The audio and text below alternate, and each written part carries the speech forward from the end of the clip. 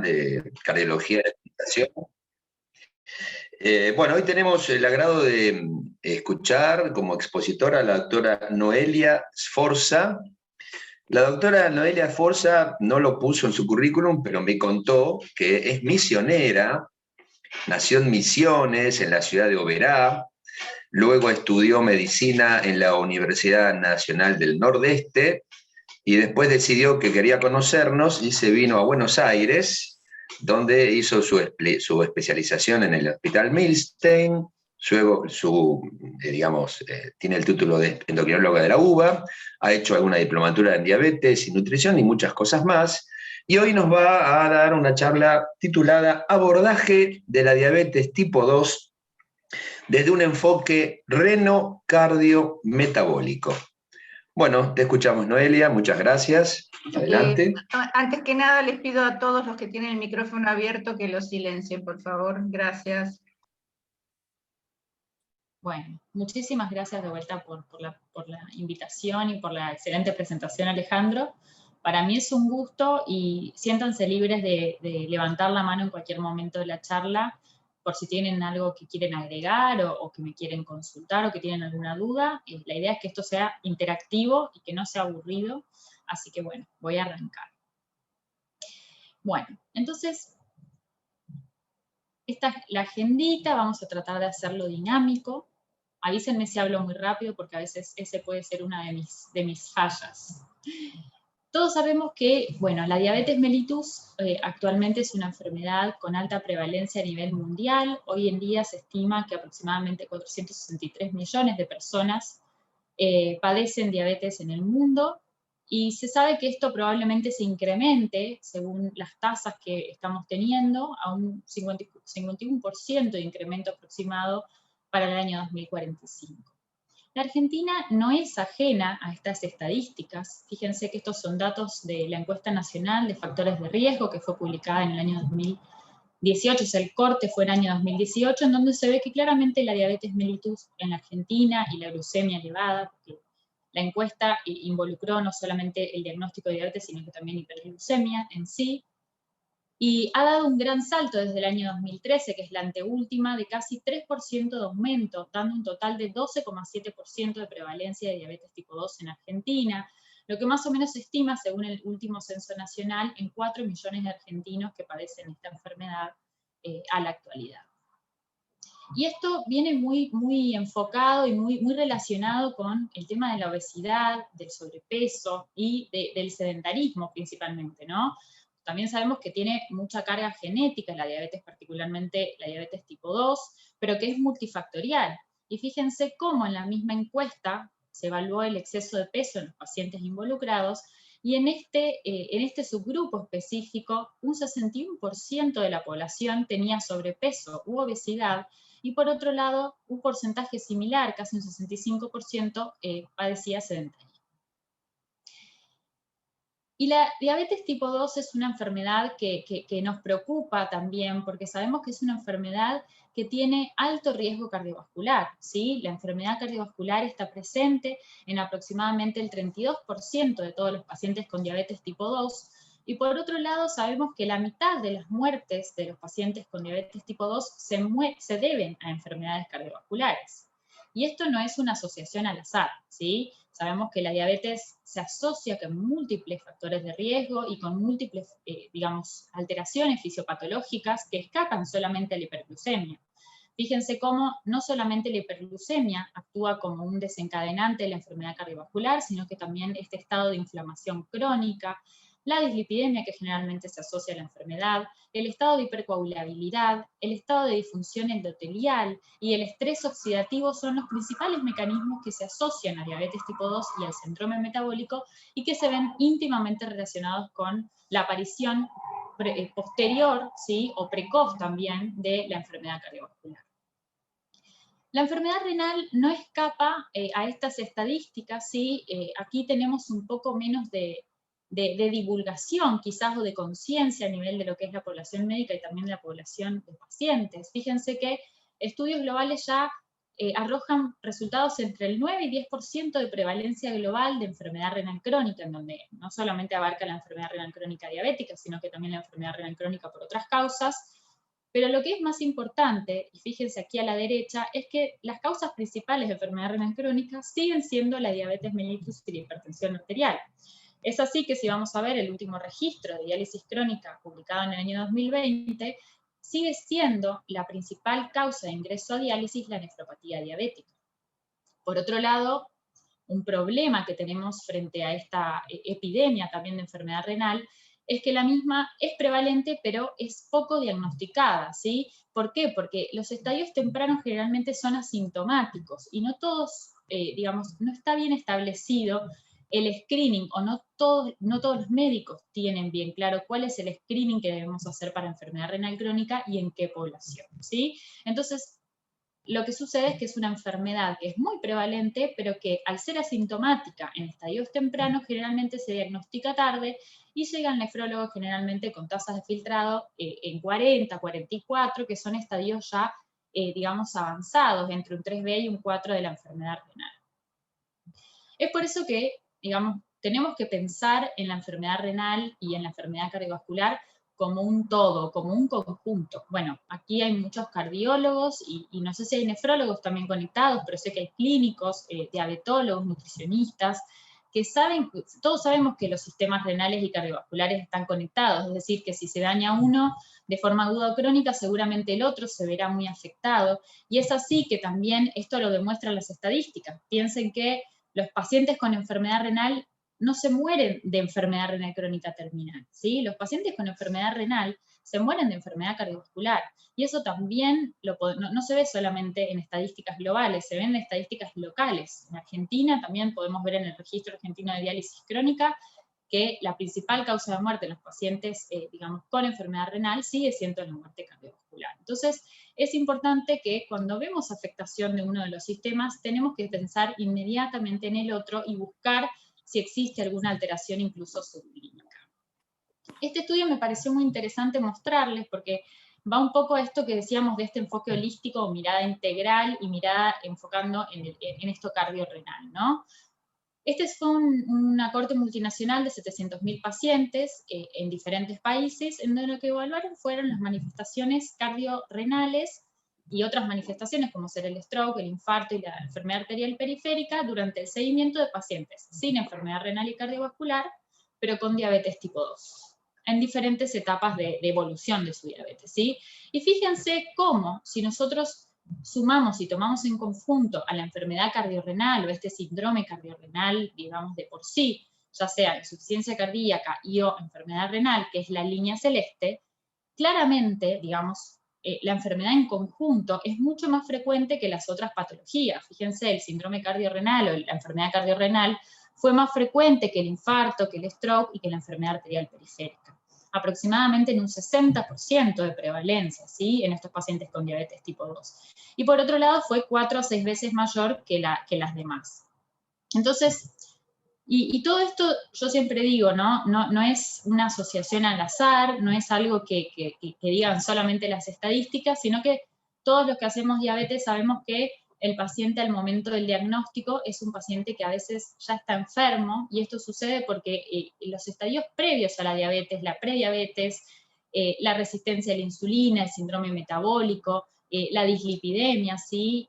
Son todos, factores que van afectando de a poco nuestro endotelio, va afectando nuestra función cardíaca, nuestra función renal, y lo que va generando van a ser de a poquito las complicaciones macro y microvasculares que en algún momento se van a detectar en el paciente con diabetes tipo 2 o con estadios previos, ¿sí? Entonces, por eso lo importante, y van a ver que en la mayoría de las guías de tratamiento y los estándares de tratamientos de la diabetes, dicen que en el diabético tipo 2 particularmente, al inicio del diagnóstico, es decir, una vez que nosotros tenemos al paciente en el consultorio, tenemos que hacer pesquisa de enfermedad macro y microvascular, porque hay un gran porcentaje de pacientes que ya al diagnóstico tienen presente estas enfermedades. Y yo me pregunto si esto ha cambiado con el correr de los tiempos. Recordemos que hoy en día ya sabemos que el enfoque de la diabetes no es solamente bajar la glucosa, y de esto vamos a hablar mayormente después, pero Digamos, sabemos que los pacientes hoy en día tenemos mucho más adherencia, digamos, en realidad mucho más prescripción médica también de estatinas, mejoría del tratamiento antihipertensivo, y esto todo ha hecho que, digamos, gracias a Dios, las tasas de enfermedad cardiovascular grave, de enfermedad aterosclerótica, de cardiopatía isquémica, accidente cerebrovascular, hayan ido disminuyendo en los pacientes con y sin diabetes, digamos, a lo largo del tiempo. Pero fíjense cómo todavía existe una necesidad insatisfecha si vamos a ver específicamente los pacientes con insuficiencia cardíaca y con arritmias, ¿sí? Que es una población que, digamos, específicamente en pacientes con y sin diabetes, no ha tenido, hasta el corte de este estudio particularmente, no había tenido mejorías a lo largo del tiempo. Y sucede algo similar con la nefropatía terminal. Fíjense, esto es una corte de pacientes también diabéticos, hasta el año 2010, en donde se evaluó cómo han ido mejorando, cómo han ido evolucionando las complicaciones de los pacientes. Fíjense que de forma similar, el infarto, el accidente cerebrovascular, la amputación también ha disminuido, y la muerte por crisis hiperglucémicas, o sea, las complicaciones agudas, pero fíjense la nefropatía, que es la línea violeta, cómo se mantiene estable y sin mejoría. Y estas dos cosas, digamos, tanto en la no mejoría de la insuficiencia cardíaca y la no mejoría de la nefropatía terminal, se debe a que, digamos, hace mucho tiempo no habían avances en estos dos, digamos, en estas dos ramas terapéuticas, principalmente. Bien, entonces vamos a adentrarnos un poquito ahora sí a lo que es el abordaje terapéutico de la diabetes tipo 2.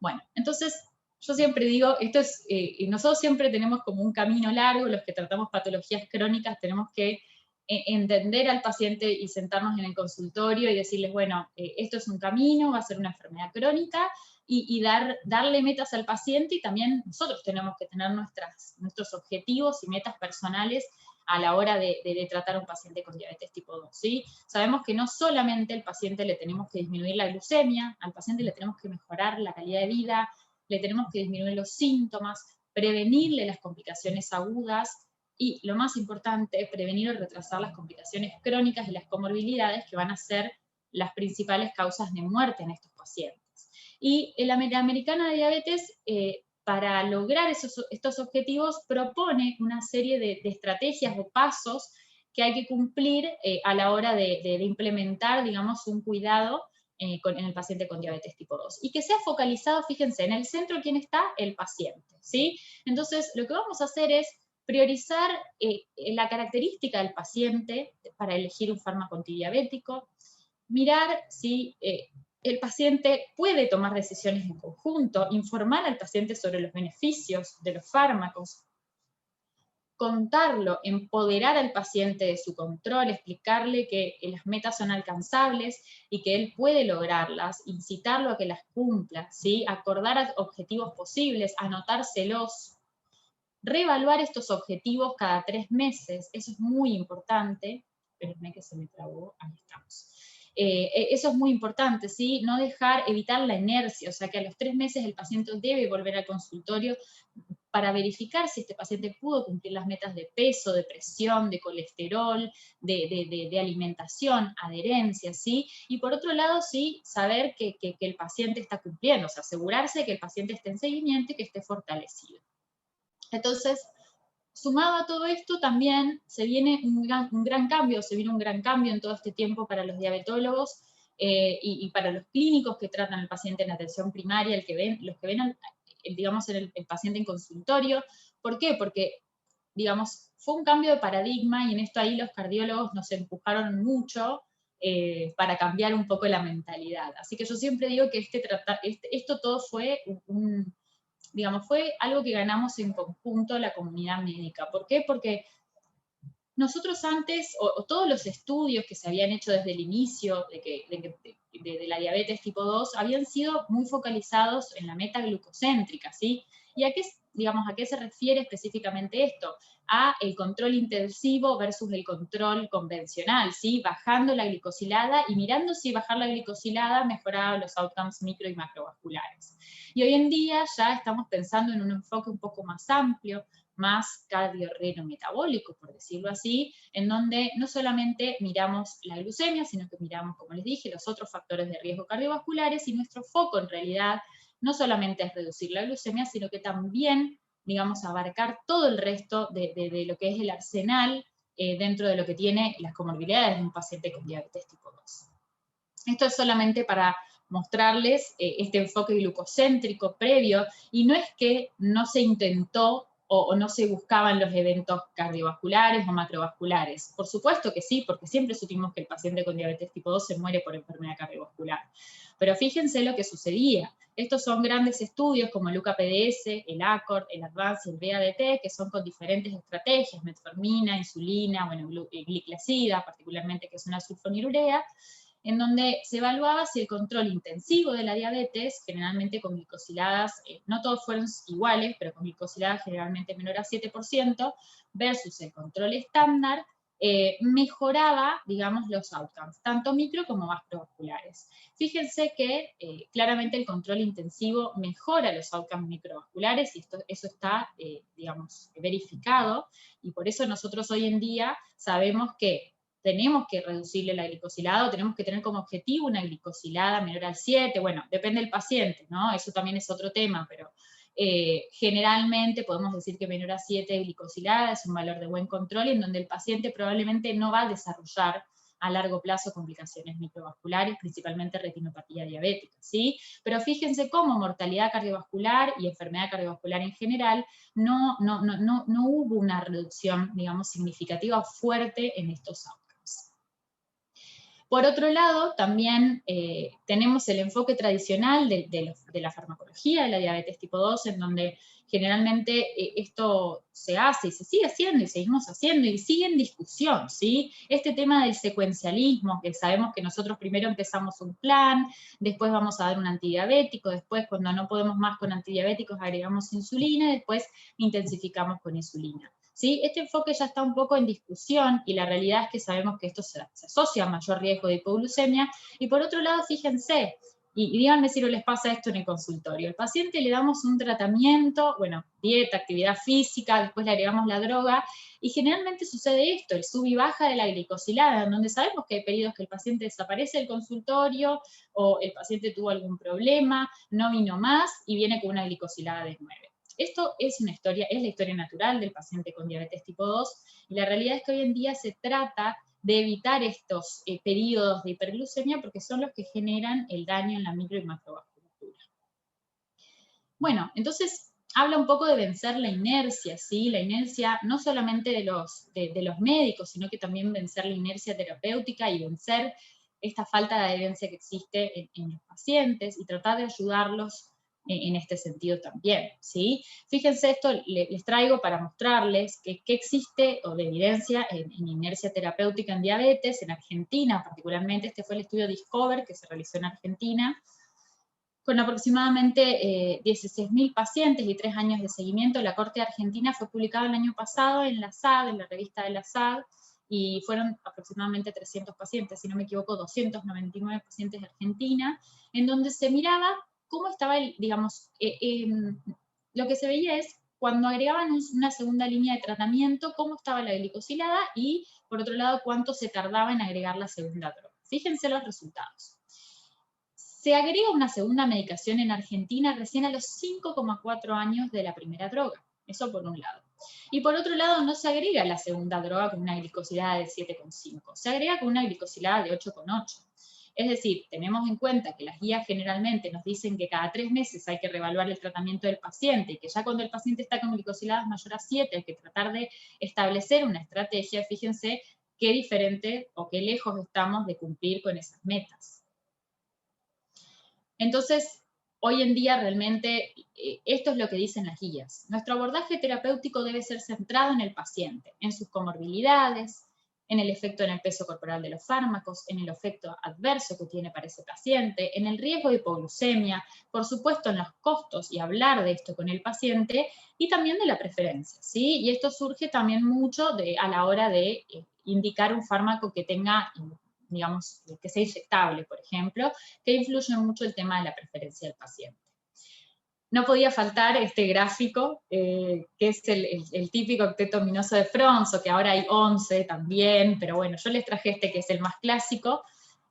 Los diabetólogos deben estar diciendo que esto es redundante, pero bueno, a mí me encanta mostrarlo de vuelta y simplemente es para volver a pensar en la diabetes como algo como un enfoque fisiopatológico también, ¿sí? No nos olvidemos que nosotros antes, al principio, pensábamos que la diabetes solamente era hiperglucemia por aumento de la producción hepática de glucosa, disminución de la secreción de insulina por la célula beta y alguna alteración en lo que es la parte de insulinoresistencia también a nivel de la grasa, pero fíjense como hoy en día ya tenemos un montón de órganos más implicados en lo que es la fisiopatología de la diabetes, como ser la disminución del efecto incretina a nivel gastrointestinal, el aumento de la reabsorción de glucosa a nivel del riñón, la disminución, bueno, de la captación de glucosa muscular, y también la alteración de la resistencia, todo lo que tiene que ver con insulinoresistencia vascular, y también alteración de neurotransmisores, apetito en el paciente con diabetes tipo 2. Y fíjense qué interesante, porque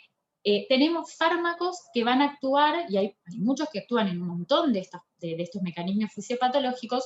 Tenemos fármacos que actúan un poco más en cada uno de estos mecanismos fisiopatológicos, y esto es lo que yo digo siempre de lo divertido de tratar la diabetes, ¿no? Que no nos aburrimos porque siempre tenemos un montón de cositas nuevas que agregar y empezar a mezclar según la fisiopatología del paciente, según el riesgo, ¿sí? Entonces, hoy en día contamos con un arsenal terapéutico muy valioso para el tratamiento de la diabetes tipo 2.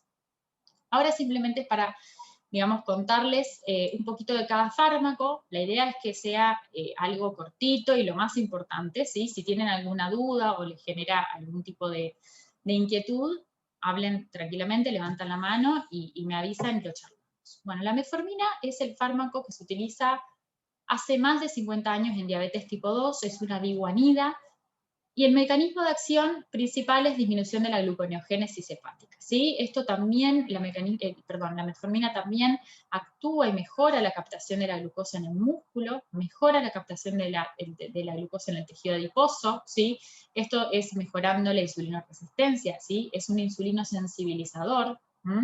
Y por otro lado también tiene efectos pleotrópicos, ¿sí? A nivel de todo lo que es la vasculatura, modulación del eje incretínico. Entonces, es un fármaco que la realidad es bondadoso, tiene buena reducción de la hemoglobina glicosilada, ¿sí? Bastante potente porque se puede usar hasta 2.500 miligramos por día, y los principales efectos adversos tienen que ver con la parte gastrointestinal principalmente, que se puede ver con frecuencia, ¿sí? La intolerancia.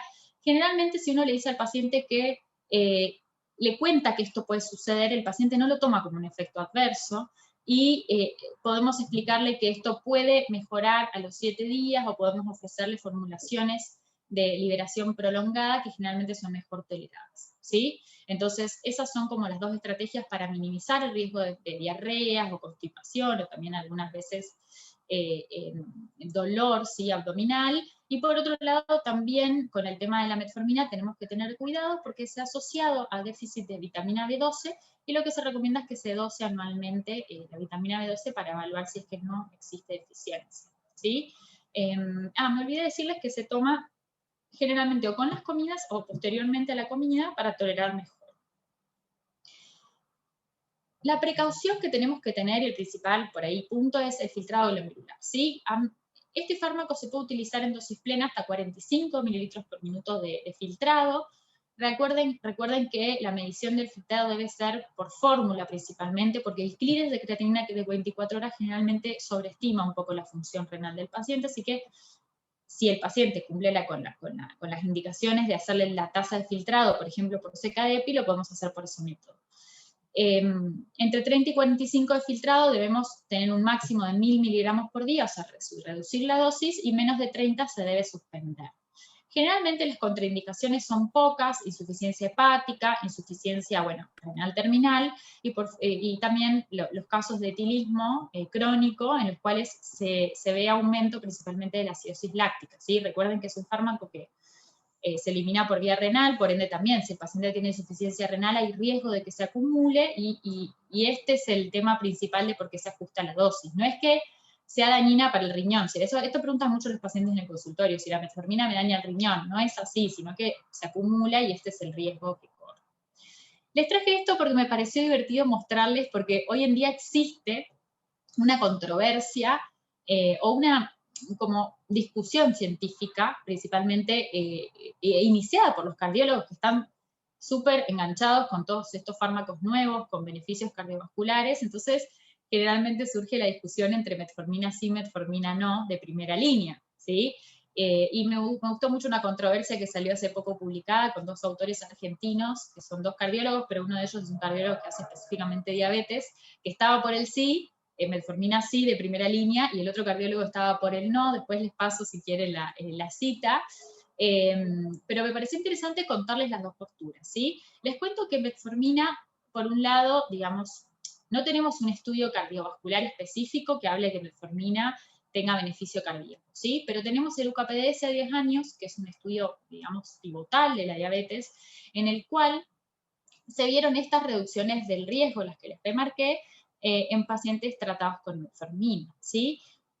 Sin embargo, al analizar, y los que son más trialistas y que analizan el trial en sí, como generalmente todos miramos los trials, los CVOTs, que los miramos con lupa siempre, para creerle a todos los resultados, dicen que en realidad el resultado de este UKPDS 10 años, digamos, no tenía como objetivo primario comparar el tratamiento con metformina versus otros fármacos, ¿sí? El objetivo primario en realidad del UKPDS fue tratamiento intensivo versus control estándar, ¿sí? O sea, ver si el tratamiento intensivo mejoraba los outcomes a largo plazo versus el control estándar. O sea, ese es el primer punto de objeción de este resultado. Y por otro lado, el otro punto de objeción es que en realidad esto no es de la corte general del UKPDS, este fue un subestudio del UKPDS que incluyó solo 1.704 pacientes con sobrepeso u obesidad, y en realidad lo que hizo fue comparar tratamiento intensivo con metformina versus sulfonilurea o insulina, y ahí es donde se vieron estos resultados que les mostré.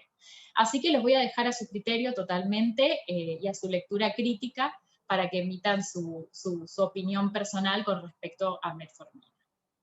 A metformina sí, de primera línea siempre, o metformina no, a eso voy.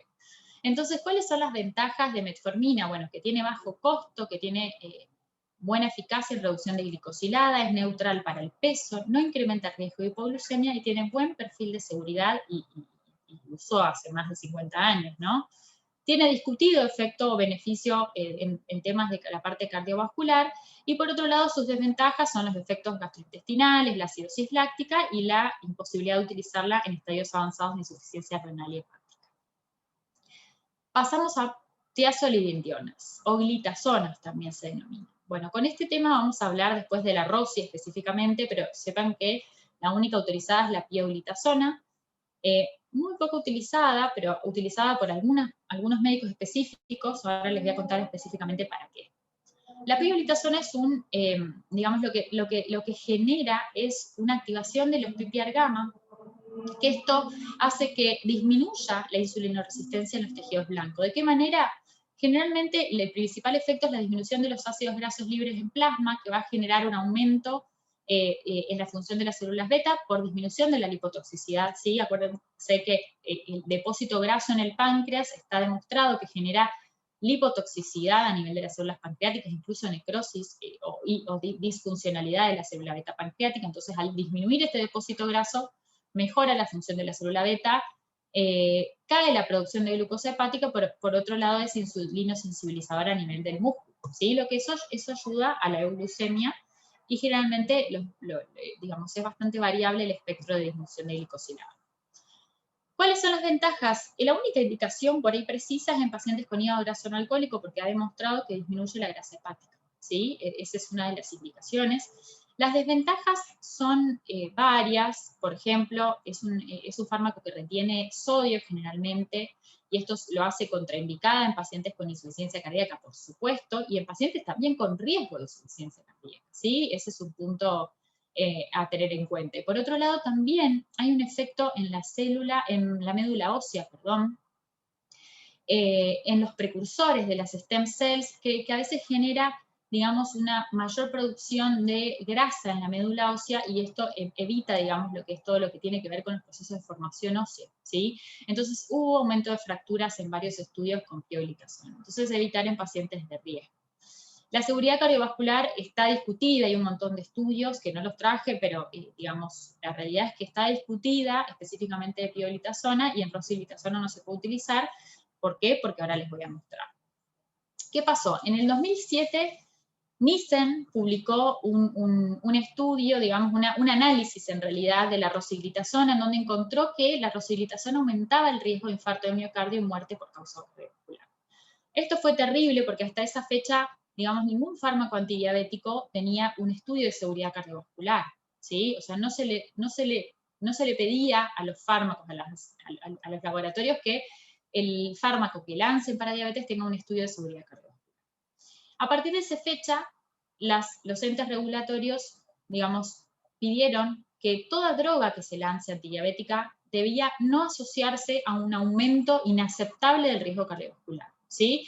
Y es así que establecieron estos CVOTs, que son los estudios de seguridad cardiovascular, que lo que piden es que todas las drogas antidiabéticas tengan, ¿sí? la no inferioridad versus a placebo en el riesgo del MACE, que es la muerte cardiovascular, el infarto no fatal y el ACV no fatal, ¿sí? Con esos límites de preaprobación y posaprobación que ven en la diabetes. Entonces, de ahí empiezan a surgir todos los CVOTs. Esta es una pequeña lista de todos los que hay, pero para no marear, cómo se han ido desarrollando los diferentes CVOTs, también con insulina, puse algunos, y que vamos a ir mirando de acuerdo a cada fármaco que les voy a mostrar. Bien, ahora pasamos a las sulfonilureas. Las sulfonilureas son fármacos que se utilizan también hace un montón de tiempo en diabetes tipo 2, son fármacos que, digamos, son secretados de insulina, ¿sí? Estimulan la secreción de la célula beta a nivel de la unión a este receptor SUR, que se ven acá en el gráfico. Este receptor está ligado a los canales de potasio, lo que genera que se abran los canales de calcio, ¿sí? En la célula beta, y produzca la exocitosis de la insulina. Esto hace que se estimule la liberación de insulina y que, por consiguiente, baje la glucosa plasmática. Este punto es importante porque requieren una funcionalidad de una célula beta que tenga reserva de insulina, es decir, en estadios más avanzados de la diabetes, cuando sabemos que la reserva es menor, probablemente el efecto en reducción de glicosilada no sea el mismo que al principio de una enfermedad, ¿sí? De una diabetes. Por otro lado, también, un punto que me parece importante destacar, son fármacos que se asocian a riesgo de hipoglucemia. Después vamos a ver cuáles más o menos, pero ¿por qué? Porque son fármacos que actúan sobre este receptor independientemente del valor de glucosa, ¿sí? A diferencia, por ejemplo, de las incretinas, que actúan o se activan según el valor de glucemia que tiene el paciente. Si está hiperglucémico, recién ahí actúan, ¿sí? Los sulfonilureas no. Son fármacos que están todo el tiempo estimulando el receptor, dependiendo de su tiempo de acción. Si tomás una de larga duración, va a estar un día actuando, y si no, si las más cortitas, va a estar menos tiempo. Pero lo que sucede, esto es el riesgo en pacientes, por ejemplo, añosos, que se olvidaron una comida, o que están cursando una gripe, que se olvidaron de comer o comen mucho menos, o pacientes que por algún motivo tienen una reducización de su enfermedad renal de base y disminuye el clearance renal, y eso hace que se acumule más el fármaco y tenga mayor tiempo de duración. O sea, todos estos factores hacen que sea un fármaco que tenga un alto riesgo de hipoglucemia y que tengamos que usarlos con cuidado. Es decir, que cada paciente que se va con una sulfa de nuestro consultorio tiene que tener una recomendación, ¿sí? de cómo, digamos, reconocer y tratar una hipoglucemia. Bueno, como les dije, los fármacos van a depender su perfil de seguridad de acuerdo a la reversibilidad y la farmacocinética y la unión a este receptor SUR que les conté, y hay un posible efecto de agotamiento beta celular que está un poco discutido, ¿sí? Bueno, el efecto con reducción de glicosilada es muy potente, y esto es importante porque esto se ve en la práctica clínica. Fíjense cómo hay mayor o menor riesgo de hipoglucemia según el fármaco que utilicemos. Yo les puse clorpropamida, la realidad es que no se utiliza más, pero para que todos se acuerdan seguramente de Diabinés, era, digamos, como que el con más riesgo de hipoglucemia por su largo periodo de acción, más de 24 horas. Después le sigue la vinclamida, la glimepirida, después la gliclazida, que no está en Argentina, y la gliclazida, ¿sí? Que por ahí es la que más se utiliza.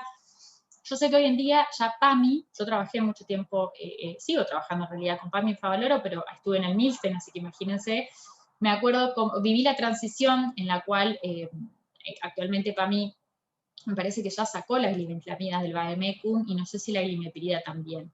Pero bueno, sé que hoy en día la que recomiendan es gliclazida, particularmente por este tema del riesgo de hipoglucemias y el adulto mayor. Fíjense cómo, particularmente gliclazida, tiene menos efecto. Este receptor SUR existe también a nivel cardíaco, eso me faltó decirles, y eso es importante porque puede generar también despolarización de membrana y por ende puede generar, digamos, algún tipo de alteración a nivel del miocardio que puede traducirse en arritmias. Entonces, es importante que estos fármacos, digamos, se elija el que no sea cardioselectivo, ¿sí? El que sea específico de la célula beta pancreática. Bien. Bueno, les quería mostrar esto específicamente. Gliclazida particularmente tiene el estudio ADVANCE, que fue un estudio que evaluó particularmente, bueno, 11.000 pacientes, en los cuales se evaluó si el tratamiento convencional versus el tratamiento intensivo con reducción de glicosilada 6,5 mejoraba los outcomes micro y macrovasculares, y lo que se demostró es que, como les mostré previamente, ¿sí? Hay una disminución de los outcomes microvasculares, principalmente lo que es nefropatía, reducción del riesgo de microangiopatía, pero no hay efecto en eventos cardiovasculares mayores, ¿sí? No hay beneficio. Y esto fue también otro de los hallazgos, en realidad, en un estudio de seguridad para lo que es liragliptina. El Carolina fue un estudio diseñado para ver la seguridad cardiovascular de lina, que es un DPP4, y no de glimepirida, pero como la compararon con glimepirida, en el trial se pudo ver reflejada, digamos, la seguridad de este fármaco. Esto se siguió a 6 años, es un CVOT, y fíjense los resultados. Tanto en MACE como en mortalidad, no hubieron diferencias significativas en los resultados cardiovasculares ni de liragliptina ni de glimepirida en el paciente con diabetes tipo 2 y riesgo cardiovascular aumentado, ¿sí? Este estudio, que en realidad fue de Lina, le dio el poder a glimepirida de decir que tiene seguridad cardiovascular. Entonces, ventajas de las sulfas: bajo costo y buena eficacia en reducción de glicosilada, como habíamos dicho. Desventajas: eficacia discutida en el tiempo, lo que les conté de la función beta residual, aumento de peso y aumento de riesgo de hipoglucemia. ¿Sí? Creo que el tema del peso y la hipoglucemia son los factores como más importantes. Hoy en día, por ejemplo, en las guías de ADA, en pacientes con obesidad o sobrepeso, digamos, la ponen como por último en la elección por este motivo, ¿no? Justamente por el tema de aumento de peso. Bueno. Seguimos con las glinidas. Si hay alguna pregunta o lo que quieran comentar, avísenme. Yo no sé si veo el chat, ese es el único problema, pero bueno. Sigo igual para poder avanzar. Con respecto a las glinidas, y esto va a ser cortito porque también no se utilizan mucho, también son secretagogues de insulina, de acción corta, y tienen una reducción de glicosilada entre 1 y 1,5%, actúan también sobre el SUR.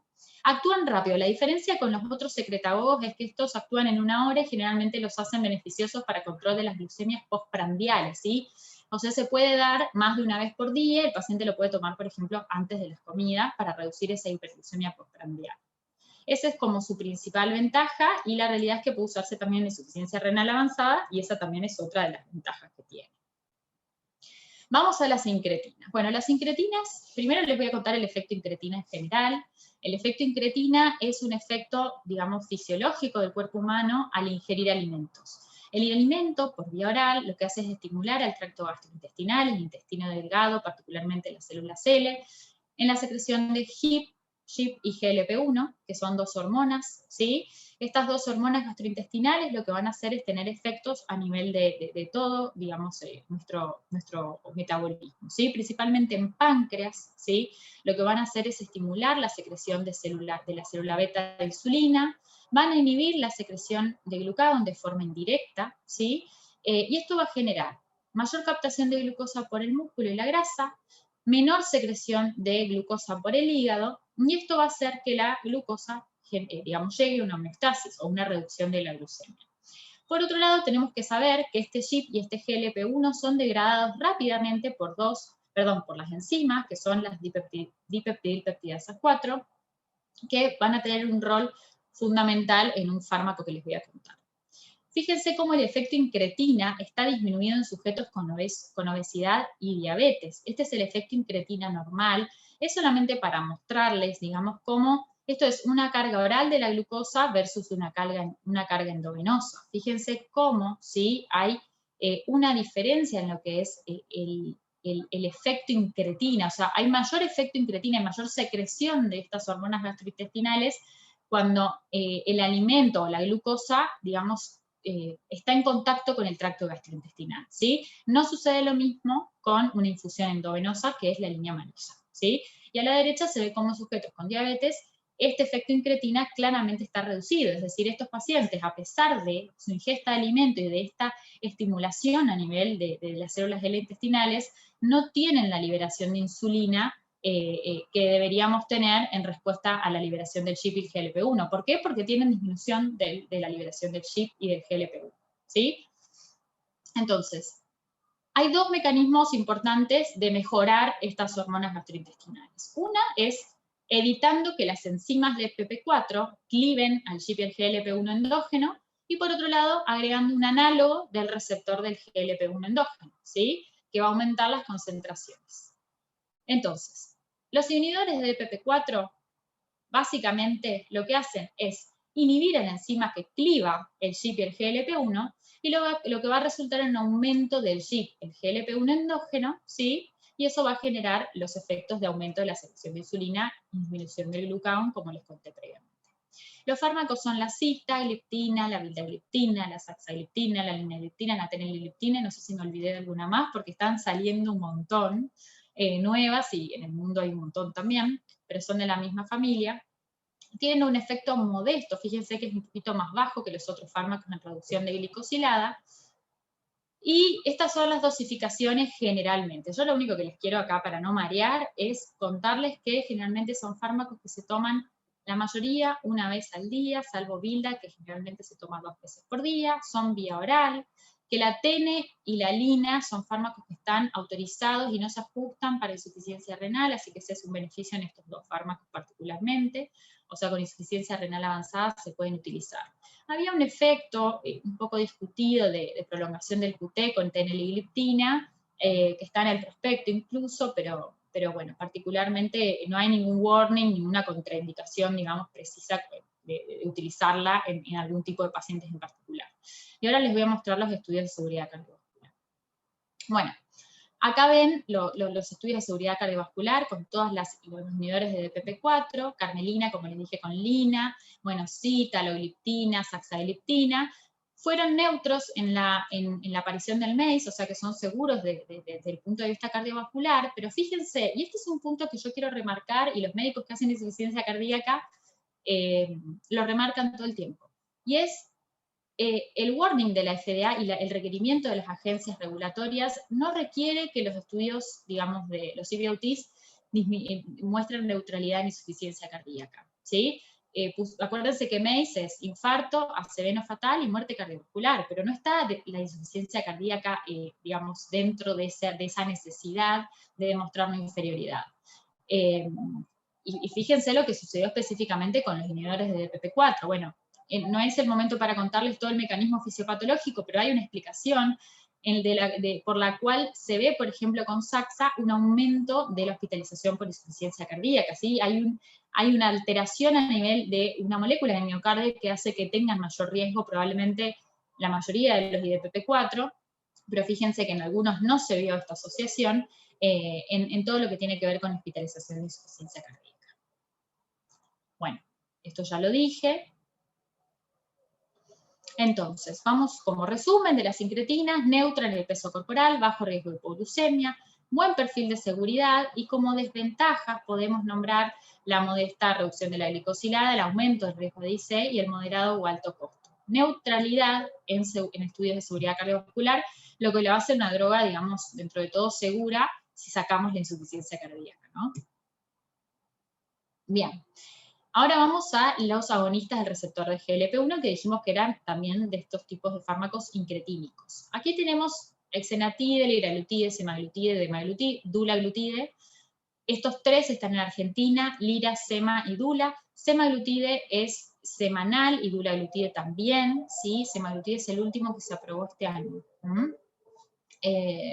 Bueno, un poquito para resumir todos los efectos, porque la verdad es que, bueno, son un montón, pero les cuento que estos fármacos lo que hacen es estimular la secreción de GLP-1 endógeno, lo que, digamos, como les conté, aumenta la insulina de sensibilidad a nivel pancreático, disminuye la producción de glucosa, la sensibilidad de insulina a nivel muscular y de la célula grasa. Hay un efecto cardioprotector, que ahora les voy a mostrar cuáles son las hipótesis. También hay un efecto en reducción de todo lo que tiene que ver con el apetito a nivel del sistema nervioso central, y un poco de reducción en lo que es el vaciamiento gástrico, o disminución del vaciamiento gástrico, lo que le da esa posibilidad, o ese beneficio de la saciedad precoz que tienen a veces estos pacientes, asociado con toda la parte de digamos, la parte neuronal, digamos, de la parte cerebral, ¿sí? Tienen un efecto bastante potente en reducción de glicosilada, y el principal efecto adverso en realidad son los gastrointestinales. Los mecanismos de protección cardiovascular, la verdad es que todavía están dilucidándose, pero hay un montón de hipótesis en las cuales, digamos, todo lo que es el efecto metabólico del GLP-1 mejoraría la función betocelular, mejoría de los factores de riesgo cardiovasculares, como son la presión, el colesterol. Al disminuir de peso mejora la obesidad y mejora todo lo que es la inflamación crónica que genera esta patología. Hay efectos también en lo que es inflamación, cardioprotección, función endotelial, aterosclerosis, ¿sí? Y eso por ahí también se ve mucho, y por ahí habrán escuchado que, principalmente cuando salió el LEADER, que se vio que las curvas se separaban a los 5 años aproximadamente. Se cree que el beneficio, digamos, como más importante de los GLP-1 venga por ese lado, ¿no? Por la protección de lo que es todo lo que tiene que ver con la parte aterosclerótica, ¿sí? Eso es como una de las hipótesis, que se ve también reflejado en el tiempo de beneficio en los trials. Por ahí si se los compara con los SGLT2, que tienen un efecto un poco más hemodinámico, ¿sí? Que tienen el beneficio tempranamente, por ejemplo, los pacientes con insuficiencia cardíaca ya a los 28 días.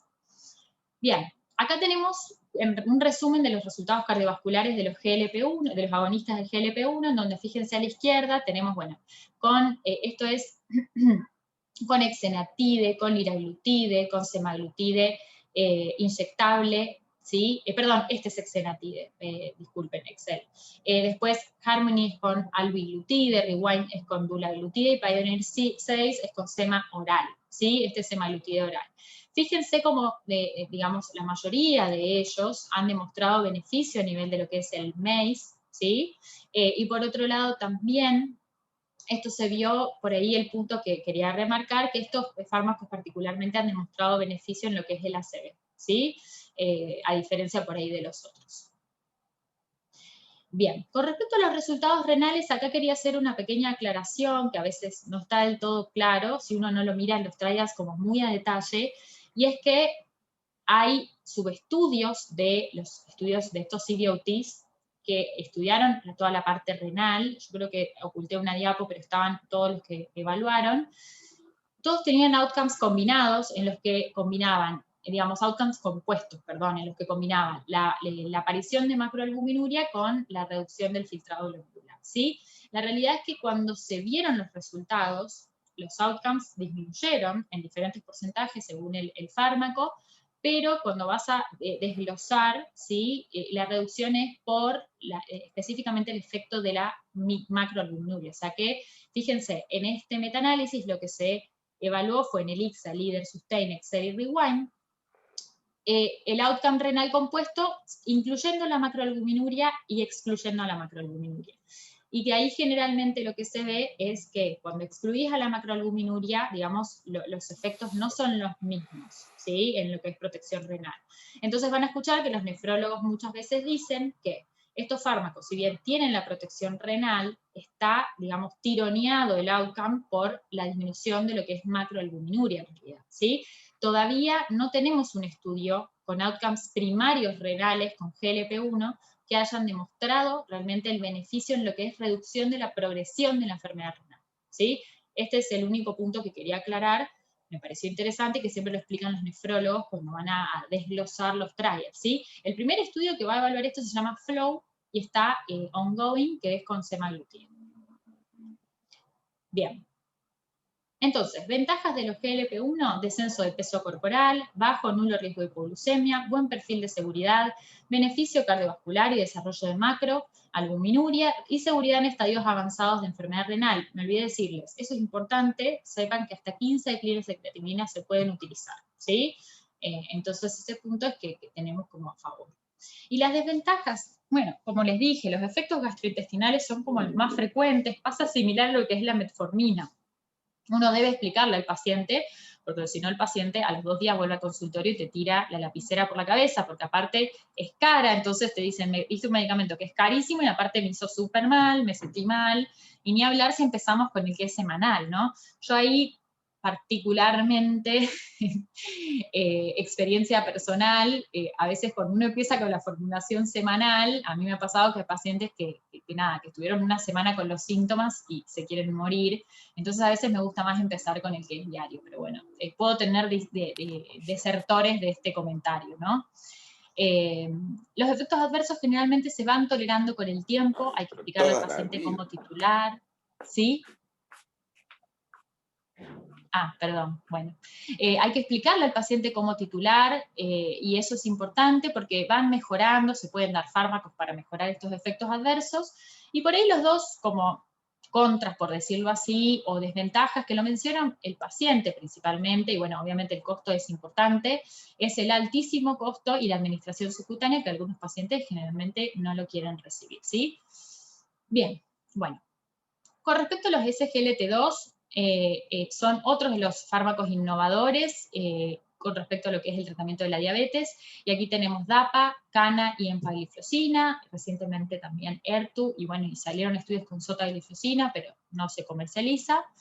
El mecanismo de acción principal es reducción de la glucosa plasmática, aumentando la excreción urinaria. Este es el mecanismo de hipoglucemiante, digamos. Y el mecanismo, interesantemente, es independiente de insulina. ¿Y por qué resalto este punto? Porque, ¿se acuerdan la fisiopatología? Bueno, esto fue muy novedoso para nosotros que hacemos diabetes, porque un fármaco que aumente la excreción renal de glucosa nos parecía como mala palabra al principio. Yo me acuerdo cuando empezaron a salir, íbamos a las charlas y decíamos, esto no va a funcionar.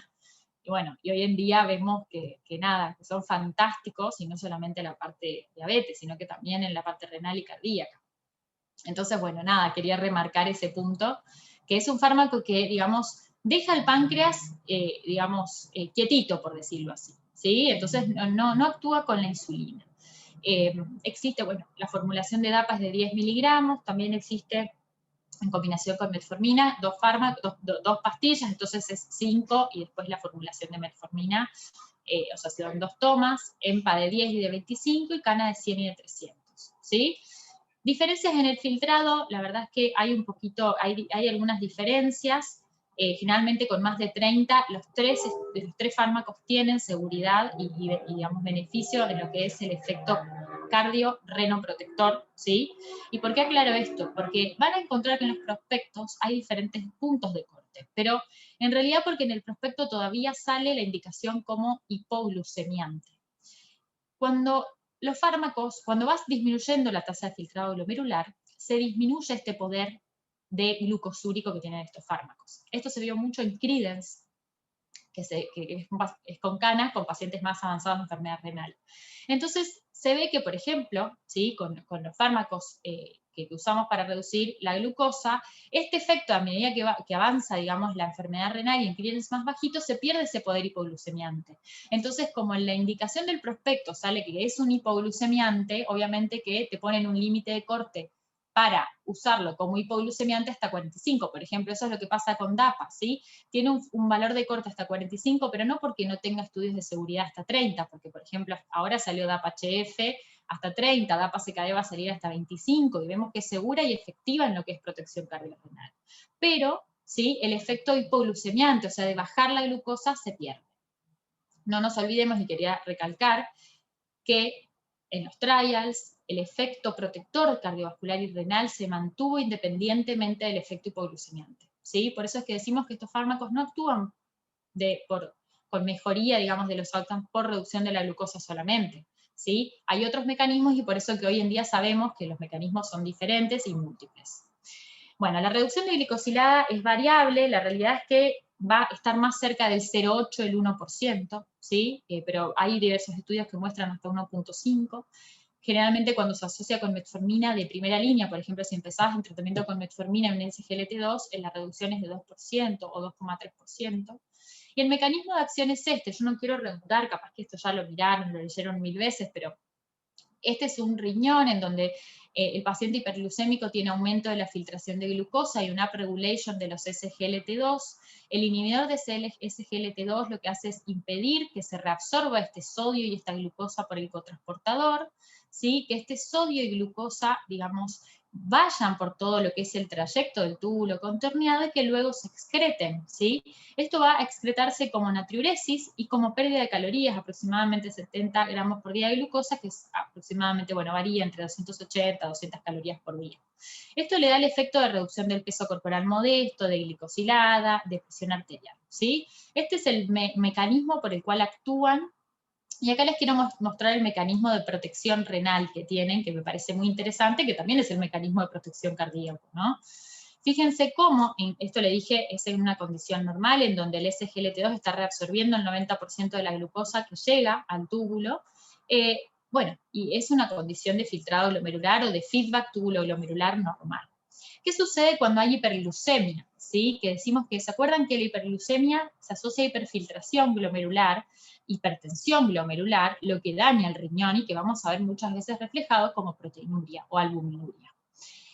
Con la hiperglucemia hay un aumento, una upregulation de estos SGLT2 que hace que, digamos, siga aumentando la glucosa porque se está reabsorbiendo más sodio y más glucosa.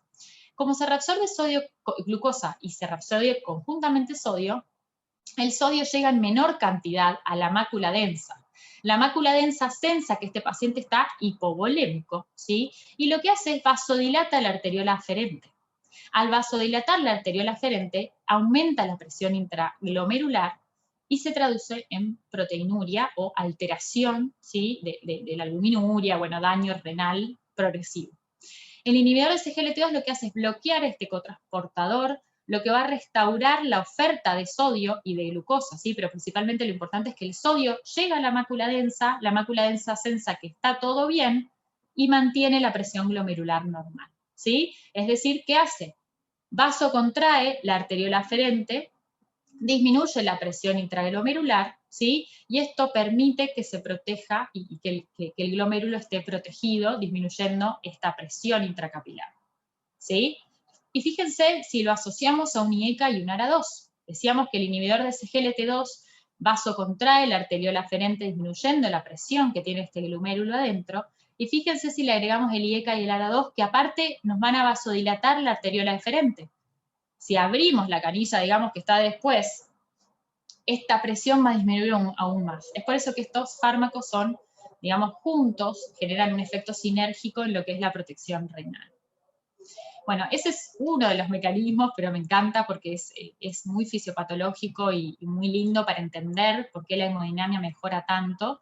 Y esto se traduce, por supuesto, en mejoría de lo que es el volumen intravascular, la fracción de eyección, la reducción de la pre y la postcarga, ¿sí? La reducción de la presión arterial, y por supuesto también hay efectos muy específicos a nivel de lo que es el miocardiocito, muy lindos que digamos, no les voy a explicar acá, pero están escritos en los papers de todo lo que es la fuente de energía del miocardio, los intercambiadores sodio-hidrógeno, que hacen, digamos, todo lo que tiene que ver con los mecanismos de protección cardiovascular que tienen estos fármacos. Bueno, esto es solo como la imagen que todos conocemos, que es el resumen de la protección cardiorrenal de estos fármacos. Y para ir ya terminando, les cuento un poquito de los resultados cardiovasculares con estos fármacos. Los inhibidores de SGLT2, bueno, el primero en salir fue el EMPA-REG OUTCOME, que fue, digamos, en 2015, que, digamos, todos nos sorprendimos con estos resultados, porque por primera vez veíamos algo tan bueno para nuestros pacientes, ¿no? Luego empezaron, bueno, a salir Canvas, Credence, Declare, por último salió el Vertis, y esto es solamente para mostrarles la población y para que sepan cómo se distribuían o que estos fármacos, esta clase de fármacos, abarcan todo el rango de pacientes con diabetes tipo 2 que tenemos en nuestro consultorio. Fíjense, EMPA-REG con empaglifosina incluyó 100% de pacientes casi con enfermedad cardiovascular establecida, ¿sí? El N era de 7.000 pacientes. El Vertis, que fue el más parecido al EMPA-REC, también 100% de pacientes con enfermedad cardiovascular establecida. El Canvas, mayor porcentaje con enfermedad cardiovascular establecida y menor con múltiples factores de riesgo. Y el DECLARE, que fue el más largo también y el más, con más población, digamos, con más cantidad de pacientes, fue el que incluyó mayor porcentaje de pacientes con factores de riesgo cardiovasculares y menor porcentaje con pacientes con enfermedad cardiovascular establecida. Esto se ve claramente en la tasa de eventos placebo, si van a ver en lo que es en el MACE, en el placebo, en la rama placebo, fíjense cómo EMPA-REG tenía muchísimo más evento en la rama placebo versus, por ejemplo, DECLARE, que es el que tiene menos cantidad de pacientes enfermos cardíacos, ¿sí? Y eso es lógico porque era una población más enferma. Bueno, estos fueron los resultados de los estudios, de todos los estudios que hay hasta ahora con los fármacos en reducción de MACE, muerte cardiovascular, internación por insuficiencia cardíaca, endpoints renales y de progresión de albuminuria, en donde por ahí el beneficio común a todos es el de la internación, el de la disminución de la internación por insuficiencia cardíaca, y de esto parte el estudio, digamos, de esta es la base para después desarrollar DAPA-HF, EMPEROR, o sea, como que de esto empiezan a salir todos los análisis para insuficiencia cardíaca con fracción de eyección reducida, ¿sí? Hay algunos que, por ejemplo, el Vertis y el DECLARE no dieron en el MACE. Acá quería aclarar, porque en DECLARE lo que se estima es que al ser pacientes menos enfermos, ¿sí? Se necesitaba más tiempo y más cantidad de eventos para que los pacientes, digamos, puedan reducir, o sea, hubo una tendencia en reducción del MACE, pero no fue significativa, pero después se hizo un subanálisis específico, y esto quería aclararlo porque me parece importante, en los pacientes que tenían infarto previo, ¿sí? Dentro del DECLARE, y en esto sí se vio, o sea, que ahí sí se parecen más a la población, por ejemplo, del EMPA-REG, ¿sí? En estos pacientes sí se vio el beneficio en lo que es el MACE en una reducción del 16% con DAPA versus placebo, ¿sí? Esto me parecía lindo contarles. También contarles que la reducción del infarto se vio, digamos, beneficiado el infarto, no el tipo de infarto digamos que es por desprendimiento de placas, sino más bien el infarto que tiene que ver con la demanda y oferta de oxígeno. Así que me gusta mucho siempre aclarar esto porque tiene mucho que ver con el beneficio y el mecanismo de acción de estos fármacos, ¿no? Bueno, entonces, simplemente para remarcar, DECLARE, la población de DECLARE con DAPA fue mayormente factores de riesgo cardiovascular. Fíjense, 10.000 pacientes con prevención primaria, es decir, estos fármacos nos dan una pauta de lo que es esto, inhibidores de SGLT2, no solamente para prevención secundaria, o sea, para el paciente que ya tiene el evento, ¿sí? Sino también para pacientes con prevención primaria de enfermedad cardiovascular, es decir, esos pacientes típicos que tenemos en el consultorio que tienen diabetes, pero que tienen alguno de los factores de riesgo que ven acá, ¿sí? Que fue la población de DECLARE, ¿sí? O sea, DECLARE lo que hizo fue ampliar esta indicación, y eso ahora les voy a mostrar se vio reflejado en las guías de tratamiento actuales, en las cuales ya incluye como fármaco de elección en pacientes con factores de riesgo cardiovascular, ¿sí? Que no sucedía antes cuando no teníamos todavía la evidencia. Este fue un estudio que lo que evaluó, según el estudio de Discover que les conté, específicamente de Latinoamérica, o sea, de la Corte de Latinoamérica, la validez externa de todos los estudios estos con inhibidores de SGLT2. Simplemente contarles que dapagliflozina tuvo mejor validez externa que el resto, y yo creo que esto lo remarco porque ese es el típico paciente que vemos en el consultorio, ¿no? Es la población más parecida a los pacientes que vemos en consultorio. ¿No? Generalmente no es lo más común ver al 100% de nuestros pacientes enfermos cardíacos, ¿sí? Bueno, yo trabajo particularmente en Favaloro y tengo mucho, pero generalmente lo que vemos es más la población DECLARE con muchos factores de riesgo o con uno de ellos por lo menos. Así que esto le da validez externa al estudio y me parece muy interesante remarcar. Bueno, estos son los outcomes primarios y secundarios, remarcar solamente la reducción de la progresión de enfermedad renal como outcome secundario importante y que también fue pivotal para lo que es ahora el estudio DAPA-CKD, que ya está publicado, ¿sí? Y este es el resumen de todos los outcomes renales y cardíacos de los fármacos, los inhibidores de SGLT2. Fíjense, bueno, quise ponerlo así para que vean, digamos, específicamente el total.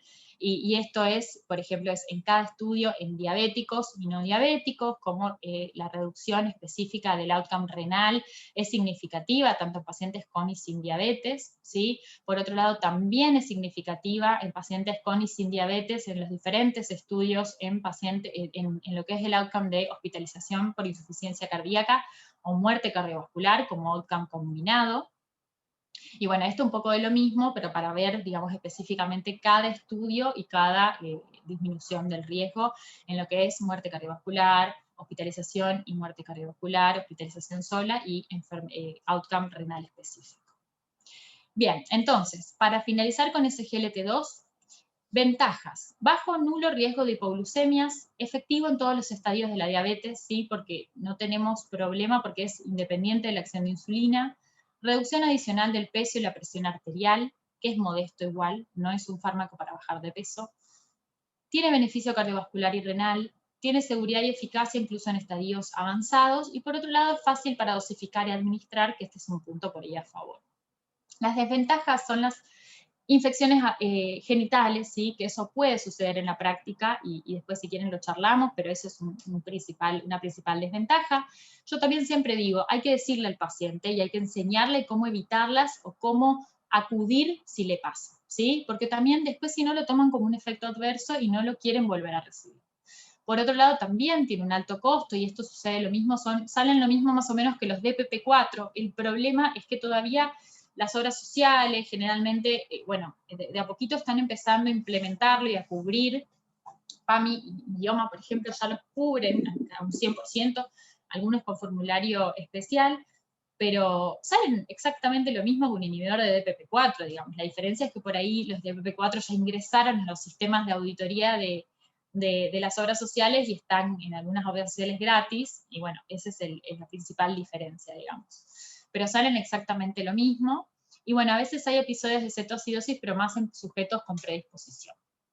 Este es un resumencito para toda la ensalada que les conté de los beneficios y riesgos de los antidiabéticos, y bueno, para mostrarles simplemente acá que los agonistas de GLP-1 y los inhibidores de SGLT2 se muestran como los que cumplen con más condiciones como para ser antidiabéticos, por decirlo así, ideales, ¿sí? Sacando lo que es la parte de costo específicamente, ¿sí? Pero fíjense cómo tienen beneficio en lo que es glicosilada, el peso, el riesgo cardiovascular, el riesgo renal, y tienen bajo o nulo riesgo de hipoglucemia. Así que esto me parece que es de las guías del Colegio Americano de Endocrinólogos Clínicos. Entonces pensamos todos y decimos, bueno, un perfil de medicamento ideal debería tener todo esto, ¿no? Qué difícil: bajo riesgo de hipoglucemia, eficacia sostenida, tolerancia, fácil de iniciar y sostener, reducción de glicosilada, de peso, de presión arterial, de lípidos, y neutralidad o reducción de eventos cardiovasculares. Y yo le agregaría de insuficiencia cardíaca, ¿no? Esto obviamente que es difícil, pero debemos tratar de elegir por ahí el fármaco que cumpla con los mayores objetivos y que se ajuste, por supuesto, a nuestro paciente. Bueno, simplemente 3 diapos para terminar. No quería dejar de mostrarle las guías, porque esto me parece súper importante. Estas son las guías de la SACSAD, ¿sí? Sociedad Argentina de Cardiología con Sociedad Argentina de Diabetes se juntaron y dijeron, vamos a hacer un consenso de pacientes, de manejo de hiperglucemia en pacientes con diabetes tipo 2 y alto riesgo cardiovascular. Y de eso salieron estos hermosos gráficos en donde contarles que para pacientes con diabetes tipo 2 y enfermedad cardiovascular aterosclerótica establecida, ya fíjense cómo con metformina consideran asociar precozmente fármacos con beneficios cardiovasculares como los SGLT2 o los GLP-1. Si el paciente ya está muy hiperglucémico a la primera consulta, es decir, con una glicosilada entre 7 y 9, ya dicen empezar directamente, fíjense, evitar esa inercia de la secuencialidad. Es metformina más el otro fármaco, ¿sí? SGLT2 o GLP-1. Lo mismo si el paciente está, fíjense, en 3 meses no alcanza objetivo, triple terapia, ¿sí? Es decir, ir agresivamente, por supuesto, siempre, no es que lo obvie, ¿sí? La parte de actividad física y la parte nutricional son clave y son, digamos, reducen glicosilada en hasta un 2%, mejoran presión, mejoran colesterol, mejoran outcomes cardíacos, ¿sí? Pero bueno, no iba a ir a todo eso porque acá me focalicé más en lo que es farmacología. En el paciente con alto riesgo cardiovascular, ¿sí? Lo que dicen es, monoterapia con metformina, y también considerar el agregado precoz de inhibidores de SGLT2 o GLP-1 en estos pacientes, ¿sí? Fíjense que ya con glicosiladas mayor a 7,5 y con alto riesgo cardiovascular, esto es por OMS, ¿sí? Utilizaron la calculadora de riesgo de OMS, ya empezar también terapia dual con metformina, inhibidores de SGLT2 o GLP-1, es decir, acá aplica estudio DECLARE a full, y el estudio también, por ejemplo, específicamente con GLP-1, seguramente los hallazgos de DULA, que tiene, DULA pasa un poquito lo mismo que DECLARE, tiene mucha población con múltiples factores de riesgo cardiovascular. LIRA tiene 90% de pacientes con enfermedad cardiovascular establecida, ¿sí? Entonces, fíjense cómo acá aplica eso, ¿sí? En pacientes con glicosiladas de 7,5 al inicio, empezamos drásticamente con metformina y ya un inhibidor de SGLT2, un GLP-1, ¿sí? Previniendo primariamente el evento cardíaco. Y bueno, en pacientes con FEI reducida, con IC con FEI reducida, ya fíjense que acá sí se saca la metformina como monoterapia, porque por supuesto acá los inhibidores de SGLT2 fueron superiores y demostraron que claramente disminuyen la mortalidad por todas las causas, las internaciones, bueno, etcétera. Entonces aquí sí, en el paciente con diabetes e insuficiencia cardíaca con FEI reducida, nuestro fármaco de primera línea es un inhibidor de SGLT2, ¿sí? Por supuesto que si necesitamos dos, es el SGLT2 más la metformina, y en tercera terapia sería el GLP-1. Y esto también, digamos, es lo mismo que se viene hablando en ADA. Este fue la última guía que salió, que fue ADA 2021. Fíjense cómo ya dividen un poquito más, ¿sí? En pacientes, primera línea de monoterapia siempre con metformina. Si el paciente tiene indicadores de alto riesgo cardiovascular o enfermedad cardiovascular establecida o enfermedad renal o insuficiencia cardíaca, estos dos puntitos no estaban el año pasado, ¿sí? Por eso se los marco. Considerar independientemente de la glicosilada, es decir, si el paciente tiene glicosilada de 6,5, 6,8, está bien controlado, pero nosotros estamos con metformina y un DPP4, y el paciente tiene alto riesgo cardiovascular, insuficiencia renal, insuficiencia cardíaca, tenemos que agregarle, fíjense, si tiene insuficiencia cardíaca, un SGLT2, no importa la glicosilada. Y si tiene enfermedad renal, un SGLT2 que haya tenido evidencia en reducción de la progresión de la enfermedad renal crónica, ¿sí? Si el paciente tiene enfermedad cardiovascular o indicadores de alto riesgo, ahí sí podemos agregar o un SGLT2 o un GLP-1. Y finalmente les muestro esto porque me parece interesante también remarcar, ¿sí? Si el paciente queremos evitar la hipoglucemia, ¿sí? Si en ese paciente es anciano y es frágil y queremos evitar que tenga hipoglucemia, vamos a poder elegir cualquiera de estos fármacos que están acá en primera línea. ¿Vieron? DPP4, GLP-1, SGLT2 o tiazolidindionas, ¿sí? Y así ir bajando según el algoritmo. Si en el paciente queremos evitar la ganancia de peso porque es obeso o tiene sobrepeso, vamos a elegir un GLP-1 o un inhibidor SGLT2. ¿Por qué? Porque los dos han demostrado beneficio, ¿sí?, en lo que es el peso corporal. Y si el costo es el mayor problema del paciente, ahí sí, por supuesto, vamos a tener que dar los fármacos que tienen menor costo, como la sulfo y las TZDs. Tengamos en cuenta que esto es Estados Unidos, pero bueno, más o menos es similar a lo que sucede acá. Y creo que con esto termino. Sí, terminé. Les agradezco, la verdad, a todos, perdón si me pasé del tiempo un poquito. Pero la verdad es que me enganché, y espero que nada, que tengan para comentar, para discutir acá un rato. Muchísimas gracias, Noelia. La verdad que fue todo muy, muy interesante, abarcaste todo lo que nosotros no sabemos demasiado, así que fue muy, muy interesante para todos. Por eso no te cortamos, aunque te excediste del tiempo, porque la verdad que valió la pena escucharte. Bueno, gracias. Así que bueno, ahora vamos a abrir un poquito las preguntas, pero primero quería darle la palabra a Mario Principato.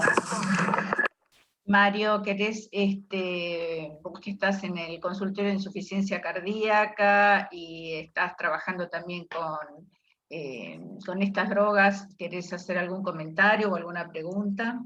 No, sí. Hola Noelia, bueno, la verdad la charla espectacular, completísima. Gracias por todo. No, lo único, bueno, un poco para redondear y para que quede bien claro cómo manejar estos SGLT2 en los pacientes con insuficiencia cardíaca sin diabetes, cómo arrancar desde el punto de vista práctico y a su vez también estando en el grupo pacientes con diabetes y sin diabetes. ¿Cómo arrancarías vos, por ejemplo, cuando uno intenta administrar? Sí. Bueno, te cuento, Mario. Ese es un punto muy interesante.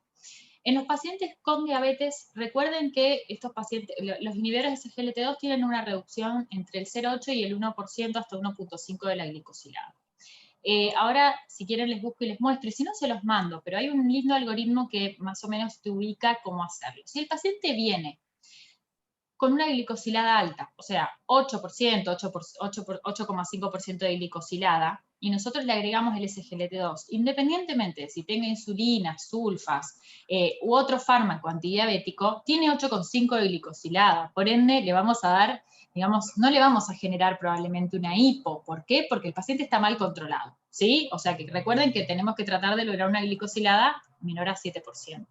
Entonces, si el paciente tiene una glicosilada, aparte de una glicosilada alta, le agregamos el SGLT2, Mario, no hay ningún problema. ¿Por qué? Porque, al contrario, le va a mejorar también la glucemia, ¿sí? Aparte de la insuficiencia cardíaca. Si el paciente tiene una glicosilada que ustedes ven que es border, está en 7, ¿sí?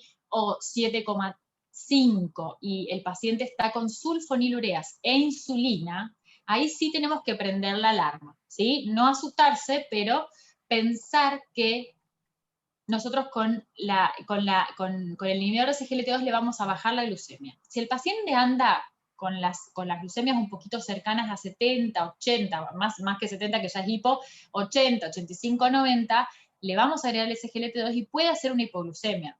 No le va a generar la hipoglucemia al inhibidor de SGLT2. El inhibidor de SGLT2 le va a bajar en general la glucemia, pero la hipo le va a generar el otro fármaco que está predisponiendo a hipoglucemia, que por ejemplo es la sulfonilurea o la insulina. ¿Sí? Si el paciente está con sulfas o insulina y está con un regular buen control metabólico más cercano al 7% de glicosilada, ahí tenemos que reducir la dosis de insulina y de sulfas. Generalmente lo que se recomienda es una reducción del 50% de la dosis de sulfonilurea, ¿sí?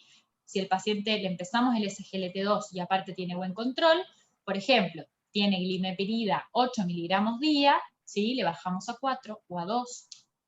Y si el paciente está con gliclazida, que es por ahí una de las más frecuentes, que se toma generalmente 1 o 2 veces por día, ¿sí? Que es de 60 miligramos la dosis inicial, le decimos que disminuya la dosis a la mitad, ¿sí? ¿Se entendió eso, Mario? Perfecto, Después, perfecto. Bien. Con insulina, ahí ese tema por ahí es un poquito más, dependiendo del paciente, dependiendo qué insulina tiene, que si tiene insulina rápida y lenta, pero generalmente lo que se dice es entre un 20 y 30% de reducción de la insulina total, ¿sí? O sea, la total, entre basal y los bolos también, ¿sí? Entonces ahí a veces, si hay duda en el consultorio cardiológico, Mario, o tienen a mano un diabetólogo para hacer un llamadito, eso yo lo hago siempre con mis amigas cardiólogas, cuando tengo una duda la llamo y viceversa, y si no, bueno, una consulta, una interconsulta a la brevedad con el diabetólogo para que ayude al ajuste de la insulina, ¿sí? Perfecto. La idea era ver cómo uno arrancaba en el tratamiento con estos pacientes, pero bueno, ya nos aclaraste, porque bueno, obviamente después es un trabajo multidisciplinario con el diabetólogo, pero bueno, a veces tenemos que arrancar nosotros y hasta que lo vea el diabetólogo, hasta que no... Bueno, ese es un punto que para mí es importante, Mario, destacar, que eso por ahí yo como diabetóloga lo tuve que entender, y viendo los resultados lo entendí. El paciente con insuficiencia cardíaca, que por ahí los diabetólogos no estamos acostumbrados a ver paciente que queme, ¿no? Así, ¿sí? Salvo, bueno, yo también hice clínica y estuve en la emergencia, pero digo, el paciente con diabetes es crónico y finalmente uno dice, bueno, haga esto, vengan 3 meses, pero el paciente con insuficiencia cardíaca se reinterna y digamos, tiene alto riesgo de mortalidad. Entonces, entiendo lo que decís, Mario. Ustedes quieren darle el fármaco y que el paciente se vaya al consultorio, porque a los 28 días ya se ve el beneficio. Y eso es, te doy totalmente la mano en eso. Y yo siempre digo, ese punto es en el que los cardiólogos se tienen que empoderar y no tener miedo de empezar el tratamiento, porque la verdad es que es una dosis diaria de 10 miligramos. En Argentina no existe la monodosis de 5, ¿sí? Sí en Europa.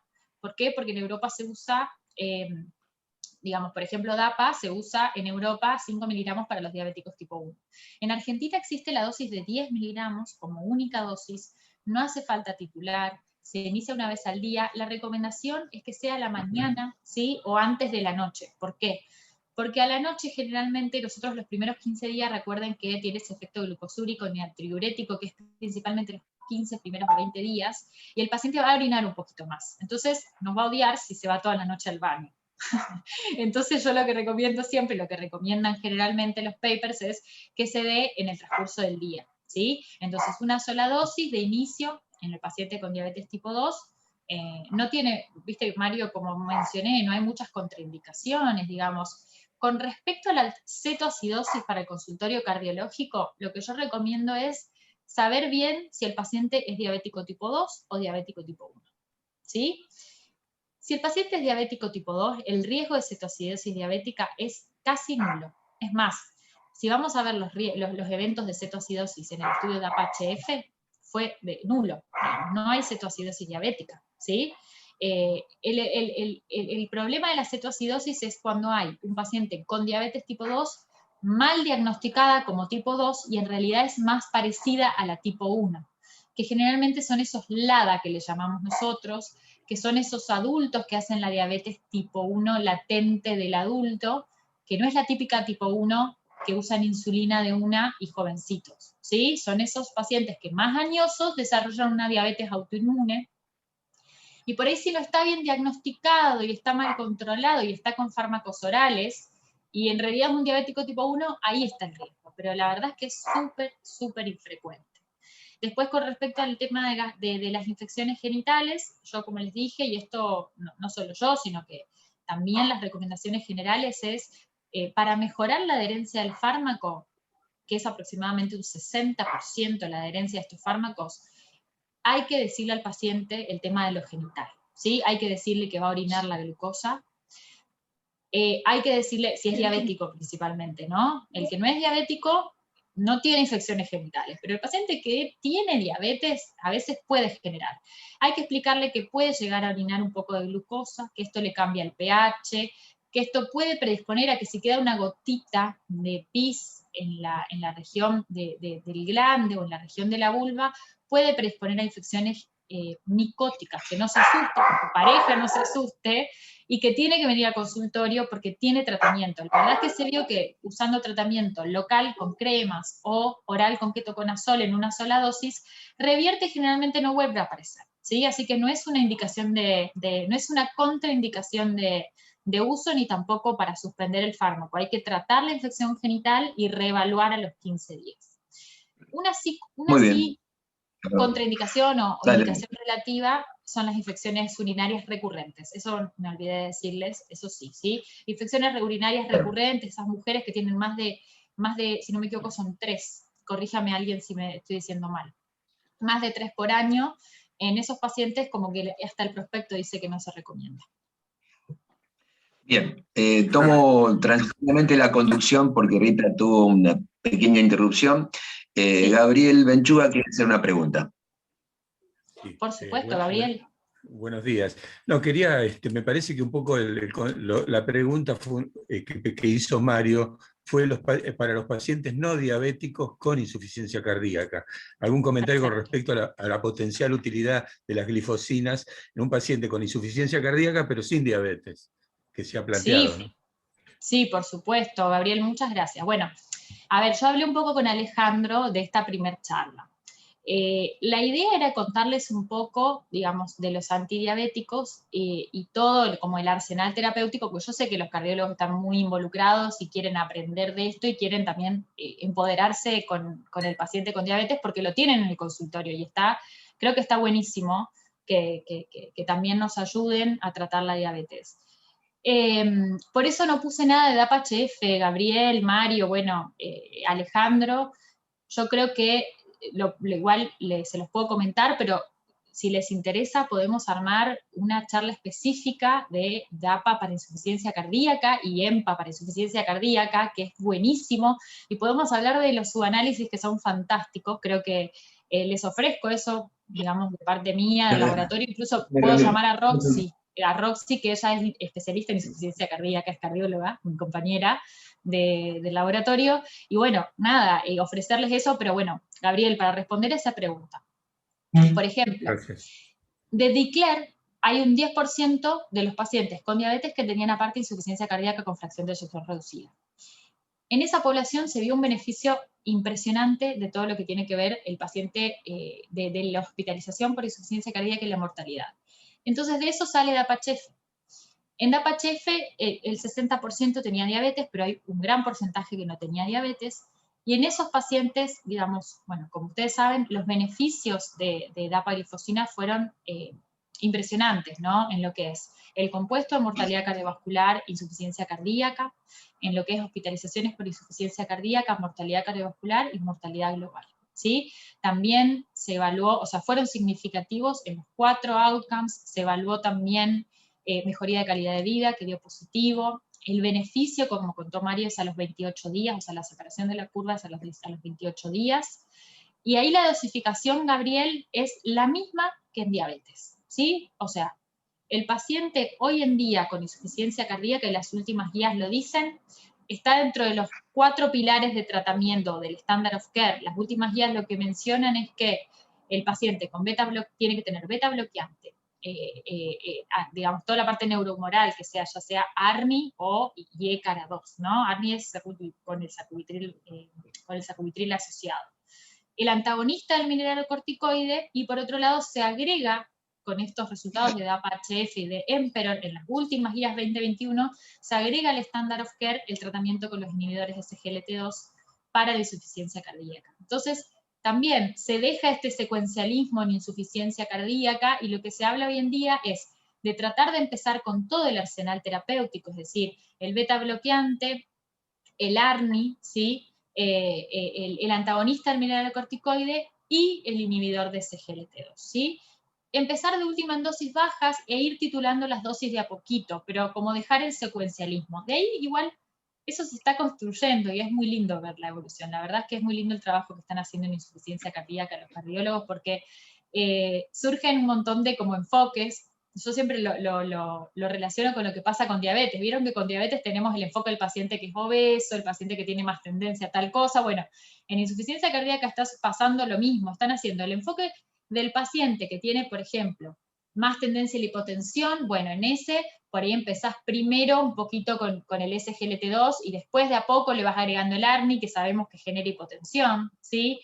Entonces, la base es los 4 pilares de tratamiento, en donde hoy en día ya se agrega el ADAPA, porque en realidad en Argentina todavía EMPA no se autorizó para insuficiencia cardíaca, por ahora es DAPA solamente, para insuficiencia cardíaca en la clase terapéutica, hasta 30 declives, ¿sí? Es los 4 pilares del tratamiento de base, ¿sí? E ir titulando de a poquito. Si por algún motivo el paciente no puede recibir alguno por el costo, o porque el paciente no tolera, o porque tiene alguna contraindicación, vamos a elegir según el perfil del paciente cuál empezamos primero, ¿sí? No sé si quedó claro, Gabriel. Muchas gracias. Gracias. Bueno, Noelia, mientras Rita sigue ocupada con una situación urgente que se le planteó. Acá estoy. Bueno, pero aprovecho para hacer mi pregunta. Sí. Como tenemos pensado la posibilidad de continuar con otras charlas y entrando más específicamente en cuestiones vinculadas con estos fármacos, quiero salir un poco de los fármacos para la diabetes, pero sin salir de la diabetes. Y te quiero preguntar respecto a las estatinas. Digamos, estatinas para todos los diabéticos, estatinas para algunos diabéticos, alguna estatina mejor que otra, alguna estatina más peligrosa que otra. Bueno, simplemente una pregunta genérica para que hagas algún comentario al respecto. No, excelente pregunta, Alejandro. Me encanta que salgamos un poco y pensemos fuera de todo eso, ¿no? Es muy buen punto, y por ahí es el punto que abarcamos en el consultorio diariamente.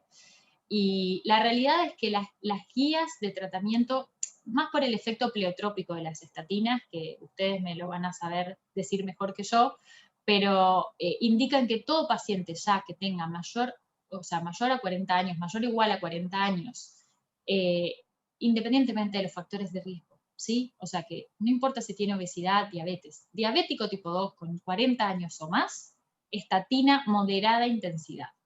O sea, moderada intensidad sería una ROSU10, una Torva 20, ¿sí? Así que esa es la indicación hoy en día, Alejandro, en estatinas. La verdad es que no hay una elección particular. Hay algo de potencialidad y efecto adverso muscular, que esto, bueno, lo podemos charlar, pero, por ejemplo, en insuficiencia renal se prefiere atorva, ¿sí? Eso no sé si lo charlaron, generalmente yo lo charlo mucho con los nefrólogos, y se prefiere atorva. En los pacientes que generalmente son diabéticos, yo generalmente uso ROSU. Depende también del bolsillo del paciente, depende de lo que tome. Si el paciente la tolera bien y está con atorva, no sé, 40, porque aparte tuvo un evento, o está con atorva 80, y no tiene ningún evento adverso muscular, yo se la deja. Generalmente lo trabajo mucho con los cardiólogos, Alejandro, pero me guío mucho por el evento adverso muscular, que sí, eso es frecuente, ¿sí? Hay que caracterizarlo bien igual, porque los pacientes piensan que es el calambre, que es otra cosa, que se caminan y se cansan, y es eso.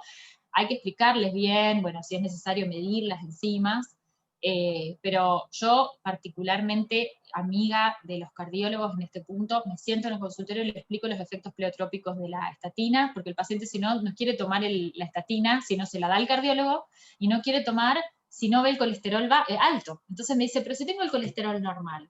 Bueno, hay que explicarle los efectos a nivel vascular, los efectos de rotura de placa, y les explico esto de los 40 años, Alejandro, aunque suene raro, pero la realidad es que le explico es, si tiene menos de 40 y tiene un factor de riesgo, ya le toca también la estatina. Así que esa es la indicación. Muy bien, muchas gracias. Creo que continúa Rita. Sí, acá tengo una pregunta en el chat que no es específicamente sobre el tema de diabetes y el eje cardiorrenal, pero me parece por ahí interesante, es un tema en general sobre diabetes, que hace la doctora Marisa de Jesús, y Sí. en el que dice que en un paciente con insulina resistencia, ya tratado con metformina como preventiva para el desarrollo de diabetes tipo 2, ¿cómo deberíamos diagnosticar a ese paciente en su seguimiento si pasó a ser diabético? Sí. Bueno, miren, ese es un lindo caso que pasa en el consultorio. El jueves justo tuve una paciente igual. La realidad es que el paciente que ya vino tratado por una diabetes, por una insulinoresistencia con metformina, por ejemplo, y viene al consultorio y tiene una glicosilada muy baja, yo les diría, de esto no hay nada escrito específico, ¿sí? Así como para decirles una guía, pero más o menos guiándose por una glicosilada baja, ¿sí? Menor al 6%, 5,4%, 5,7%. Viene tratado con metformina y tenía el antecedente de insulinoresistencia previa, en ese paciente podemos decir que o está muy bien controlado, ¿sí? Y desarrolló la diabetes, pero está muy bien controlado y se mantiene, o en realidad nunca la desarrolló.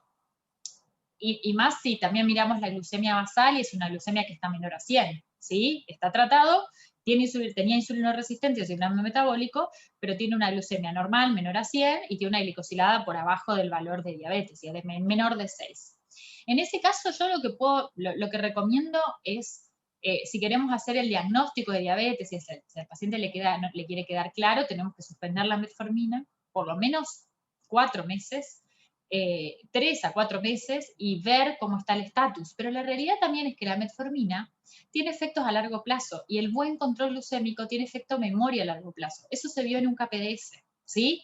En el estudio KPDS. Los pacientes tratados a largo plazo, cuando suspendían el fármaco, seguían teniendo los beneficios. Entonces, la verdad es que no sabemos si le sacamos la metformina y va a estar bien y hasta qué punto, ¿sí? Entonces, la realidad es que ahí mi recomendación es explicarle al paciente la situación, ir mirando la glucemia y la glicosilada, seguir con el tratamiento, por supuesto, y bueno, si vemos que, por supuesto, la glucemia intratratamiento empieza a aparecer una glucemia de 110, 120, o una glicosilada que está en 6,2%, bueno, claramente el paciente ahí sí ya es diabético, ¿sí?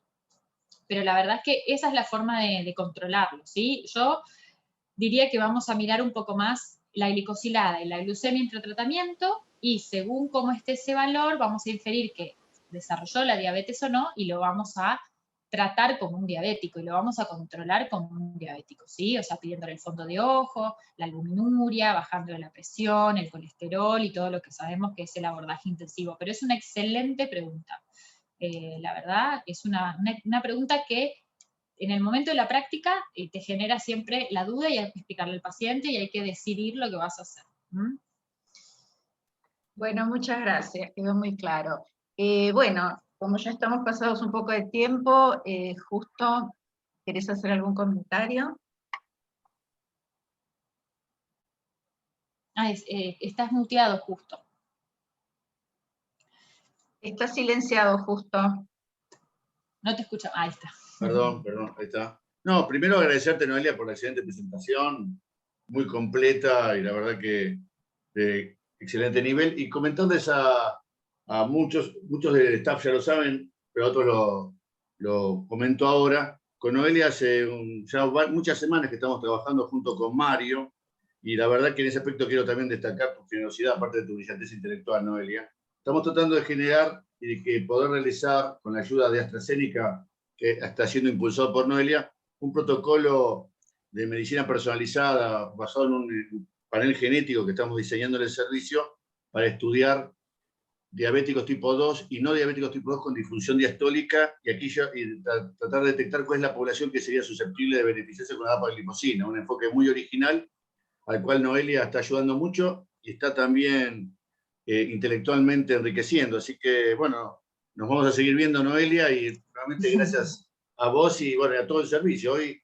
realmente estuvimos en 59 oyentes, así que nuevo récord, así que bueno, mereció la pena. No, la verdad es que les agradezco porque también ustedes que me hicieron parte, la verdad es que es un placer trabajar con Justo y con Mario, son una parte muy amable, todo el equipo, ustedes, gracias por brindarme este espacio, realmente para mí es muy valioso, y que aparte se estén conectados un sábado hasta los 60 hasta esta hora, o sea, para mí es un honor realmente, gracias.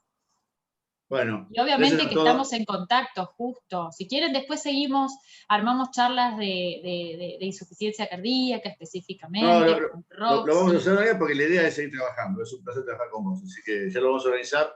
Nuevamente felicitar a los organizadores del curso, a Rita, a Gabriel, a Alejandro, por el éxito de este curso, está dando tan buenos resultados. Así que bueno, les deseo a todos buen fin de semana. Nos vemos el lunes. Bueno, buen fin de semana a todos. Adiós, buen fin de semana. Lo que necesiten, le piden mi mail o mi teléfono a Justo o a Mario, ¿sí? Cualquier cosita, consulta que tengan, no hay problema. Quedo a disposición. Muchas gracias. Nos vemos. Chao. Buen fin de...